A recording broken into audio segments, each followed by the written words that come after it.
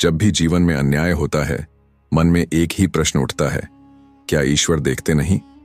लेकिन भगवान कृष्ण कहते हैं, हर कर्म का फल निश्चित है, चाहे देर हो, अंधेर नहीं। आज की कहानी है एक राजा की, जो कृष्ण से सवाल करता है, क्या सच में कर्म का फल मिलता है? द्वारका में एक दिन एक राजा भगवान कृष्ण के पास आया। वह दुखी था। बोला, मुझे समझ नहीं आता, मैंने सदैव धर्म का पालन किया, प्रजा का भला किया, दान दिया, फिर भी मेरा पुत्र युद्ध में मारा गया। यह कैसा न्याय है?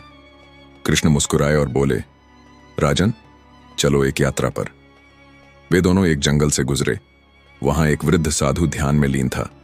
कृष्ण बोले, यह व्यक्ति पिछले 7 जन्मों से तपस्या कर रहा है, लेकिन इस जन्म में उसे रोज भूखा सोना पड़ता है। राजा चौंका, इतनी तपस्या और फिर भी भूख? कृष्ण बोले, क्योंकि पिछले जन्मों में इसने एक बार एक भूखे को भोजन देने से मना कर दिया था।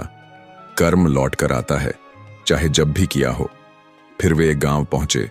वहां एक डाकू था जो हर किसी को लूटता था, लेकिन राजसी वैभव में जी रहा था।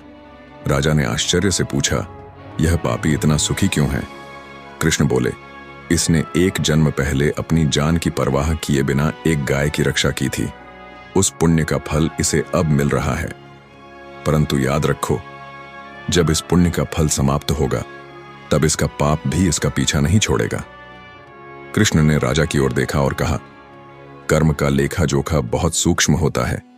आज जो तुम सह रहे हो, वो कभी के कर्मों का फल है, और आज जो तुम कर रहे हो, वो कल तुम्हारे पास लौट कर आएगा। इसीलिए ना तो अच्छे कर्म पर घमंड करो और ना ही बुरे समय में दुखी हो। हर कर्म बोया हुआ बीज है, और समय आने पर वो फल जरूर देता है। कृष्ण का कर्म सिद्धांत सीधा है, जो बोओगे वही काटोगे, समय चाहे जितना भी लगे।